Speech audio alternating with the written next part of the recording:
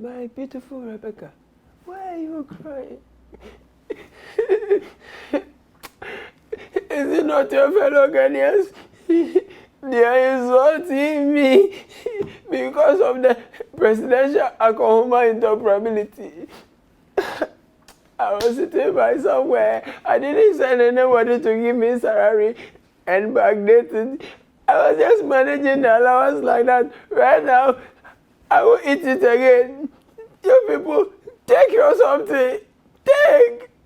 I will eat it again. I will eat. Oh, my beautiful Rebecca, cheer up. We will give them all the money. How we will get it back there? And soon, we want them to know that the Akwafuado government did not come to public office to enrich itself. So cheer up, my beautiful Rebecca. As for the entire Bedu recommendations there, right now, otherwise, fellow Ghanaians will think we came to from Sekano, Bassa, and here to Sikaso Nanso, a comedy one. Tell you what, growing up, people can be evil. So growing up, we were many. So someone can target you when the food is ready. The person will say something they know will make you upset, so that you would say, oh, you are angry, and so you won't eat again. Then fast, they will take your food. It's called opusha yomi. That is, if you refuse it, we are satisfied. Or you refund, we take them. You understand? No, but honestly, if people didn't try, you have do, sir. My beautiful Rebecca has returned all the allowance. Is it fine? Is it no Martin? Now, our wonderful Cinderella too has been forced to also decide to return her own. Is it good?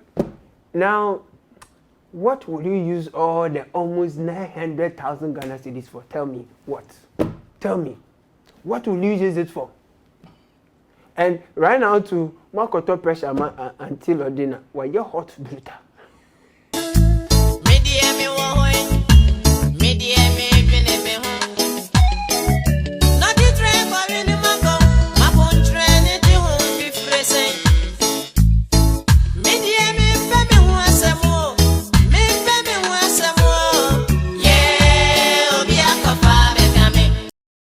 No, ladies and gentlemen, should the former First Lady also join the bandwagon and return her allowances? This is Backpage on City TV. My name is Caleb Kudah. I'm coming here. I think Prophet Dr. Emmanuel Bedukobi has some insights on this matter.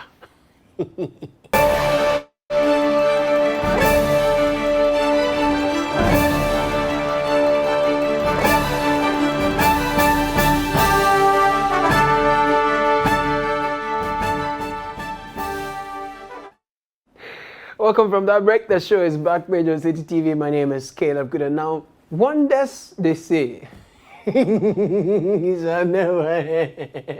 City newsroom. This one you understand it differently.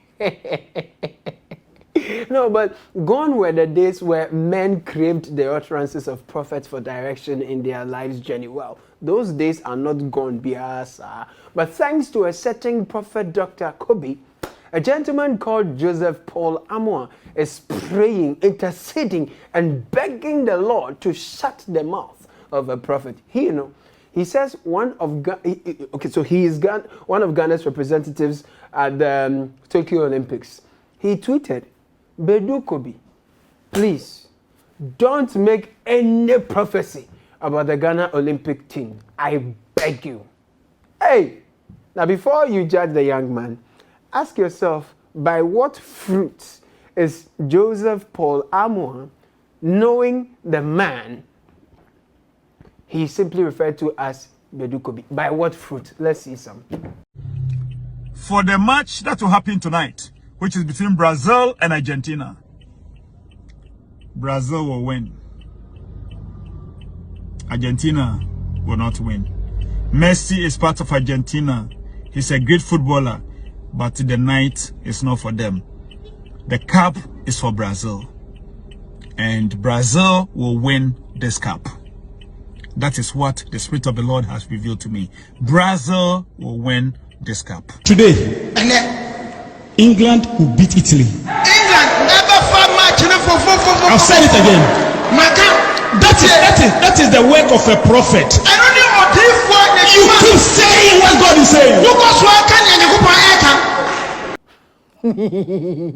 Or say that is what the Spirit of God has told me. Hey, Shami, that's why I don't joke with the nation's prophet. No, nation's prophet one. Oh, Pabway, it's a dynamic one. Friday, tell them for me. And now you're Friday. This is a better sweet, marvelous sweet. Just say, me who the American dynamic what Friday. Everybody shouts already. Yes, Lord. Thank you, Prophet One of Ahima Kokobin, Island City. These days, I don't hear you say that you have some nice studio B. Now, people say, First Lady didn't try. Agro Kekayeni Wudi. You have returned all the allowances that you earned in 4 years, in less than 24 hours, and all kinds of things. Basically, because people have realized that they can get on the First Lady's nerves, and the next minute she will return her allowances of 4 years. They want to do, then she will say, okay, all the hospitals and all the facilities that I have, through my foundation we have done. I am taking my something back. But see, my beautiful Rebecca, our dear First Lady, please, Nachi, okay? Nachi onu. Nachi onu.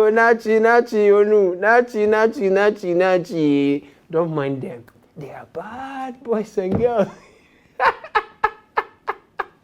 So, by the way, the most ridiculous thing I've heard so far came from the minority. Like, seriously? What was that? Does it mean that she doesn't spend the money and she kept the money in her account all this while? If the answer is yes, it means that she did not need the money. So why did she take the money in the first place? If that is the case, refunding the money now, you must also compute the interest that the money would have accrued and pay that same to government. So we are calling on the Auditor General to go into the accounts of the First Lady and the Second Lady, first of all, to ascertain that the money she refunded is the money she actually received. Sincerely speaking, the reaction to this reaction has been, should I say it? Okay, next joke. But some jokes can be expensive. A 16-year-old boy, Kweku Enoch, is currently on admission at Agogo Presbyterian Hospital after a group of persons inserted a stick into his anus for allegedly breaking into a store. After appearing before the court on Monday, the 6 persons have been remanded to allow for thorough investigations into the matter. They are to reappear in court on the 27th of July, 2021. Guys, this is evil. End of story. This is evil. You don't do that, because even the people who are threatening to squeeze every drop of blood out of us, and in fact they are doing it, even them, we have not dealt with them this way, and please guys, I have not mentioned anyone's name. Now let's go to Parliament, okay? Our MPs are going to be getting a $28 million loan facility to buy cars. Each MP will be going home with about $100,000 to buy their cars, okay? If you have been there in the last 3 years, it means that you're going to get like 3 cars. Anyway, now they have 4 years to pay back the loan, but government will use our taxes to pay 60% of the $100,000. Now, members of the Council of State are also getting $3.5 million to acquire the loans. Should I take my time? And also,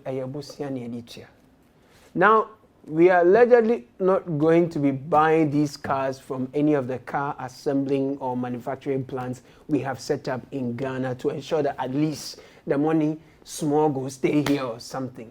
They're also allegedly, in fact, they are importing all their cars, allegedly. Now, if you want to import an accident car, say you pay duties at the port. You pay duties that can be more than the cost of the car itself. Yeah. Now, the whole idea is that we don't have money, so we need to raise some through taxes. That's one. Secondly, because government cares so much about our environment and the emission of carbons and the government says buy a brand new car, which is say like 10,000 cedis more than what you would have imported into Ghana. You understand? Because that one, no, you won't be going to the workshop plenty and all those things. So what I say. Now listen, if you're importing the car, again like an Elantra, I'm saying here, these are the charges. I want to get you a charges. Now remember what's what show you. Import duty 3,700 plus. Import VAT 5,500 plus. ECOWAS levy, processing fees, vehicle examination fees, network charge, GHS disinfection, COVID-19 health recovery levy, African Union import levy, Get Fund, Ghana Education Trust Fund import, Ghana export, just say special import levy. By the time you are done, the taxes and duty you may be paying on the car that you are importing is more than, you understand? But well, for our MPs and members of the Council of State, they won't pay a single peso on imports. Not a peso, you understand? More Ghanaian for no. Remember, the import duties, one of the reasons is to raise revenue for the government. You get? Good. And that means that government will be losing a whopping $13.3 million because it will be dashing the MPs and the members of the Council of State that revenue through imports. Do you get it? Fantastic. Now, why are your roads the way they are? Because government tells us that there isn't enough money, and so it is doing it small. That's why it is want to increase your road tolls. You understand? Apparently, there is plenty money to buy cars for our MPs and the Council of State members. I want to cancel something, but I'm not able to cancel. But you understand. Ladies and gentlemen, yetisikaso nami nim yankumanekai. We don't have the discretion. Now. As an executive. So now you're giving me information. Yes, I'm giving you information. If Roxanne and Co. and you guys go tomorrow and we say don't have the you discretion. accept, No. you are sure that we don't have the executive will. Yes, the president respects the constitution. So, he swore by it. And there's money. And there is money. We are protected the money. What do you mean by there is no money? Oh, so there's money. What do you mean by we don't have 28 million after appropriation of 128 billion? So what are you talking about? So there's money. But who said there is no money? Okay. And I have said there is money. The problem we are suffering in this country is not lack of money. I see. But the way we distribute the resources. Yetisikaso. No, like the former Nana Agradizi. These days she says that who jobless, no one cares. Fire who jobless. And what I love about all this is how NDC and MPP are all ad idem. Just say, they are one and united. They are unity on this matter. That doesn't, which concern them. Does the Constitution define the allowance facilities? Yes, check to 71.3. It explains it. Does it mention cars? So that is where then the argument comes. How must the MP carry out his assignment? Okay, it doesn't mention cars. So why do you give cars to the judges and the president? I don't know. And I'm giving it back so that we all appreciate that. We understand that the facilities to work as an Article 71 holder includes cars, includes everything you need to work. It's an office. No problem. I agree in total with my brother. In total? In total. That the MPs deserve cars, not even loans. No, why are you talking about cars? Bernard, you see, we are a nation of laws. We are governed by laws. No problem. So whatever we do must be anchored on the relevant provisions of the statutes and the constitutions that we have fashioned for ourselves. Unity is strength. Now, talking about these things can be an extreme sport because a legislator has made it his hobby to be threatening people. I'm sure you know who I'm talking about. The last time he did, a guy called Ahmed Swalling coincidentally, or for whatever reason, he died after he threatened him. Okay? Now he says, guys, you know what? That Erastus Asaredonko guy, no? Yeah. I'm dealing with him. That's what he's telling people who watch him, his fans and his followers. Now, Erastus Asaredonko was part of the journalists who reported on the Ejura killings. Okay? Okay? Right. Watch this. This boy should be beaten seriously. It's so annoying. Some journalists answers Obama should beat the hell out of him. The president is like boy way back. Ladies and gentlemen, that is the chairman of the Defense and Interior Committee of Parliament. Fellow Ghanaians, are we safe? Well, Mr. Speaker has had this to say, so listen. It's a matter the Privileges Committee will have to go into and then report to the House. And it's for the House to decide whether the honorable member is contentious of the House. In the circumstances, I direct that this matter be referred to the Committee on Privileges for investigation and report to the House. Okay, we will see how this one will go. Tell you what, I have refrained from sharing this story for so long, but let me tell you today. All right. A couple of months ago, a couple were blessed with a set of twins, but there was a problem. They were born preterm, before their time. I got to know through a friend who is their neighbor. The idea was, well, Caleb, come and do a story, let's get help for them. I was pursuing other stories at the time in Tinonama, I'm who busybody bisa. Later, I learned one of the twins had passed away. I was so distraught. Now, the parents, who were there? Well, trotro driver, hairdresser. They sold their mattress, their TV, their fridges, their fan, and took loans from people just to keep up with the bills for daily tests and medications here and there. The day I went to see the surviving baby, I was so broken. She was so small, and she was breathing. Her chest wasn't even well formed. Someone once described the size as, you know, a full-dressed local kitchen. That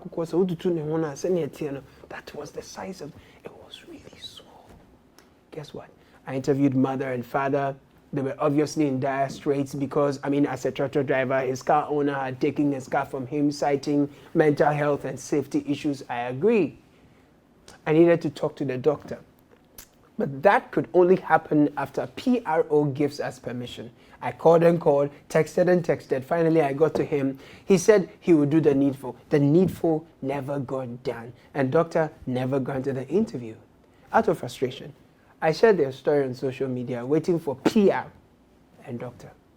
People helped, and the family got enough to foot their bills and buy a new mattress. I'm actually expecting some good news, you see that. I'm yet to hear from doctor and PR. Friends, with all the genuine mistakes we may make, like this one, as a journalist. Okay, wait, let me hold on that. But with all the mistakes journalists may make because we are humans and we are not immune, right? The last thing we can do is to assault them or sit and watch people who can't be touched because they have power over justice and have trampled on it. Sit and watch them incite their followers to assault journalists. If they beat us and we all die, my brother, my sister, you too, you will die. Think about it. Let that sink in. Now, to some of the mistakes I was talking about, this mistake is by the kind courtesy of Adabraka Richard Quest. The Ghana.gov platform is in line with the government's vision of digitizing the economy and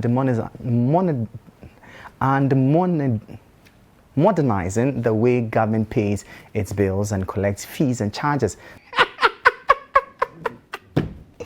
Adabraka Richard Quest. Michael Ogbodu, what did you say again? Great guy. You know, he hosts the only show in Ghana that breaks the business news down to the understanding of a curable fruit. I mean, without tampering with its integrity, you know. So make time with him on Sundays, I think at 3 p.m. and have a good understanding of the business environment. I need to tell you something really important. Let's do that after this break. Stay with me. Friends, welcome from that break. This is Backpage on City TV. My name is Caleb Kudah. Whilst a member of parliament was sitting on a TV station he owns, asking people to beat up a journalist, the president of Ghana was in Wa begging the chiefs after military men beat up anyone they could find on the streets of Wa weeks ago because one of them had snatched his phone.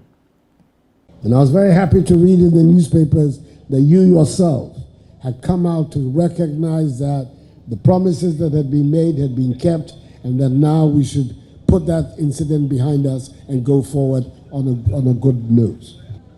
And I want to congratulate you on the very statesman-like pronouncements that you made on that occasion. So I've come to add my voice to that of the soldiers as well as the Minister for Defense to say how sorry I am about the incident and to let you know that we will do everything possible to make sure that such an incident is not repeated. Good one there from fellow Ghanaians. Someone was suggesting earlier that the gods of Wa were unhappy. That's why the presidential jet, which has no shower, was held up in the sky for hours due to bad weather in a region, that is not very well known for rains. Me, I disagree totally. I disagree.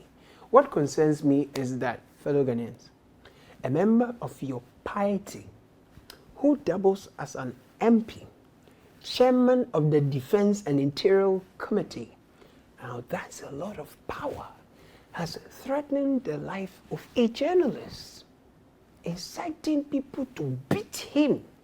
Fellow Ghanaians, very soon you will address us again and you will repeat one of your favorite lines that I come with him so much. The one you say, I prefer a boisterous or even reckless media to a supine one. But here we have one of your own, powerful man.